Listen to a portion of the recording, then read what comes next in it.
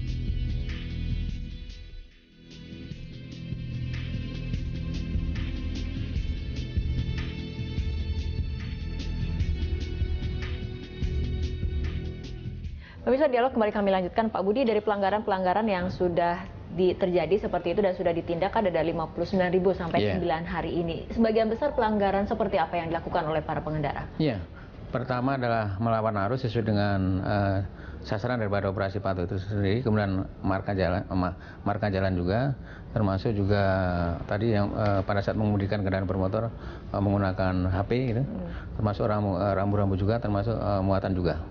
Kemudian saya akan menyinggung tadi masalah pendidikan tadi. Memang gini, sebenarnya kalau kita berbicara masalah kegiatan di kepolisian itu kita bukan hanya masalah penegakan hukum aja. Di situ kita ada kegiatan-kegiatan preemptif ya, di mana kita mengkomunikasikan masalah-masalah yang berkaitan masalah lalu lintas dan angkutan jalan. Kemudian juga kita ada kampanye keselamatan juga, sosialisasi apa dan sebagainya. Termasuk juga kita melakukan kegiatan-kegiatan safety riding, safety driving apa dan sebagainya. Itu kegiatan-kegiatan preemptif, penyuluhan dan sebagainya. Kemudian kegiatan-kegiatan preventif, di mana kita menempatkan anggota pada tempat-tempat lokasi yang rawan, baik itu rawan macet, langgar maupun kecelakaan lalu lintas. Kemudian yang ketiga adalah masalah penegakan hukum. Jadi penegakan hukum pun itu ada dua juga, penegakan hukum yang bersifat justisial maupun non justisial. Tapi yang perlu kita sadarkan bahwa masalah-masalah lalu lintas dan angkutan jalan adalah masalah bersama, sehingga partisipasi masyarakat pun dituntut juga untuk aktif juga dalam rangka memberikan suatu masukan, dukungan, saran apa dan sebagainya. Karena secara eksplisit pengendara dan juga penegak hukum dalam hal ini polisi seharusnya bisa bekerja sama dengan baik seperti itu ya. Secara eksplisit diatur dalam Undang-Undang Nomor 22, partisipasi masyarakat diharapkan untuk ikut aktif. Ada dalam Undang-Undang Nomor 22 2009. Baik, pelanggaran sepeda motor ini menjadi satu pelanggaran yang memang mostly menguasai lah ya, pelanggaran-pelanggaran yang angkanya tadi kita sudah saksikan hingga hari ke-7 ada 37.417 kasus. Nah, untuk sepeda motor ini sebetulnya ada satu penanganan khusus atau tidak sih Pak Budi supaya memang secara jumlah ini bisa menurun signifikan gitu? Iya, ya tadi seperti misalnya untuk mengurangi suatu kesemrawutan ya di jalan-jalan protokol. Kan Pemda sampai sekarang juga ada suatu pembatasan kendaraan bermotor roda 2 kan sudah ada. Dari mulai Bundaran HI sampai Merdeka Barat. Termasuk juga kegiatan-kegiatan yang sinergi. Kegiatan penyuluhan, penerangan apa dan sebagainya, termasuk ya tadi kegiatan preventif sampai penegakan hukum itu. Ya tadi peran serta dari masyarakat untuk ikut juga. Seperti sekarang kita lihat anak-anak kecil yang seharusnya belum waktunya untuk mengemudikan kendaraan bermotor sekarang luar biasa. Padahal orang namanya pengemudi adalah orang yang mengemudikan kendaraan bermotor dan memiliki SIM. Untuk mendapatkan SIM minimal harus umur 17 Baik, tahun. Pak Budi, ini juga ada masyarakat yang ingin juga berperan serta dalam dialog kali ini dari Manado. Ya, ada Pak Reza ya. Selamat siang Pak Reza. Ya, selamat siang. Ya, silakan Pak Reza. Iya. Pak, mau bertanya nih Pak. Kebetulan kemarin saya kena rahasia Pak, rahasia Patu Jaya. Terus kebetulan juga pajak kendaraan saya mati. Ya, yang ingin saya tanyakan, apakah itu kena rahasia juga Pak kalau pajak kendaraannya mati? Oke. Ya, itu yang pertama Pak. Terus yang kedua yang ingin saya tanyakan, kenapa ya kalau di surat tilang saya kok dikenakan pasalnya pasal 288? Pada saat saya pulang ke rumah saya lihat di internet pasal 288 itu kalau tidak salah tidak membawa surat-surat seperti STNK gitu ya Pak. Tapi kok karena saya pajak saya mati kok saya dikenakan pasal 288 ya? Mohon penjelasannya Pak. Baik, Pak Reza, terima kasih. Kita akan tanyakan langsung tanggapannya dari Pak Budi. Pak Budi, ini bagaimana kalau pajak mobil mungkin yang pajak tahunan seperti itu apakah termasuk pelanggaran? Jadi gini, kita bukan berbicara masalah pajak mati gitu ya. Tapi yang jelas menurut pasal 70 ya, 70 Undang-Undang Nomor 22 2009 Pak, masa berlaku STNK itu adalah 5 tahun. Iya. Kemudian setiap tahun dilakukan suatu pengesahan gitu. Jadi di situ bukan berbicara masalah pajak yang mati, tapi berbicara masalah keabsahan gitu. Nah, karena biasanya pengesahan tersebut mungkin bersama dengan pembayaran pajak juga. Tapi orientasi kita dalam rangka penegakan hukum itu bukan masalah pajak yang mati, tapi berbicara masalah keabsahan.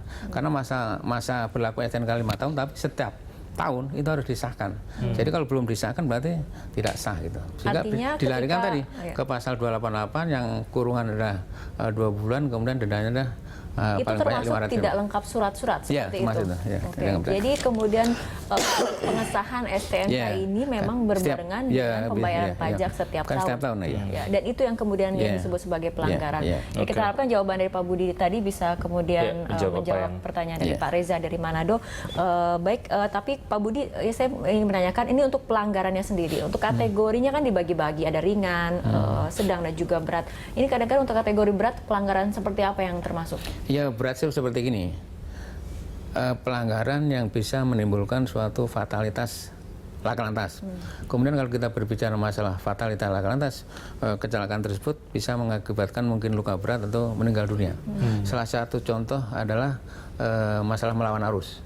Kemudian ngetem di sembarang tempat, kemudian mungkin menggunakan kendaraan tidak pada peruntukannya, misalnya mobil bak untuk mengangkut orang, itu kan nggak boleh, itu juga bisa menimbulkan fatalitas laka, itu termasuk pelanggaran berat. Kalau kita lihat dari operasi Patu Jaya ini, kemudian ada beberapa di suatu wilayah seperti itu, ada kemudian razia misalnya dikatakan 100 meter dari sebelum dia berkendara, tapi kemudian karena ada razia, para pengendara kemudian panik sampai harus misalnya merusak marka jalan ataupun merusak separator bus Transjakarta. Ini bagaimana polisi mengantisipasi ataupun menanggapi agar kejadian ini kemudian tidak terulang pada razia-razia berikutnya? Seperti gini, setiap kita akan melakukan suatu penegakan hukum, ada yang bersifat hunting system, ada yang bersifat stasioner. Pada saat stasioner memang kita harus ada plang, ada plang razia minimal 50 atau 100 meter sebelum kita melaksanakan razia. Kemudian harus ada surat perintah tugas, kemudian harus ada yang memimpin juga. Jadi kalau masyarakat mungkin pengguna jalan, seandainya mungkin dia sudah lengkap, kemudian mungkin mematuhi suatu ketentuan, nggak usah takut. Kenapa?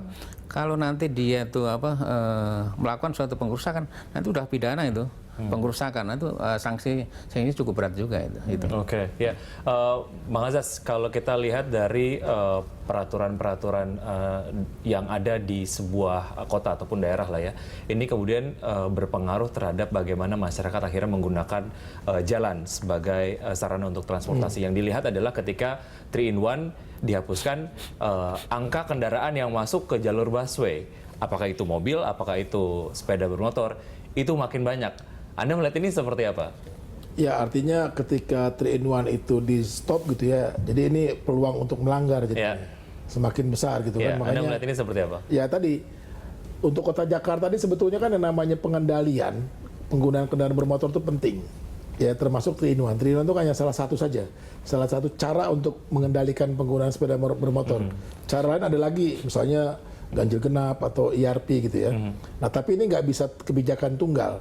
Harus disertai kebijakan yang lain. Harus terintegrasi setiap Terintegrasi kebijakan. misalnya dengan kebijakan perbaikan angkutan umum, peningkatan kapasitas jalan, ya penegakan hukum lalu lintas. Nah, tapi kalau kita selama ini kan 3-in-1 hanya 3-in-1 aja, tunggal. Sementara angkutan umumnya kan belum memadai. Nah ini soal, makanya 3-in-1 ya nggak akan efektif sebagai sebuah metode untuk mengendalikan. Nah ketika ini dihapuskan, ya saya melihatnya ini makin mundur jadi Jakarta. Karena gitu masyarakat akhirnya memilih untuk menggunakan kendaraan pribadi dan juga banyak sekali yang menggunakan sepeda motor karena memang angkutan umumnya nggak ada alternatif gitu, nggak jadi alternatif. Ini soal. Jadi saya pikir ya ini harusnya jadi catatan penting gitu ya, bahwa Jakarta tuh penting punya sebuah kebijakan untuk pengendalian, tapi bukan polisi tunggal, harus disertai dengan polisi-polisi lainnya. Oke, baik. Ya, kita masih ada segmen lain, kita akan lanjutkan usai jeda, tetap di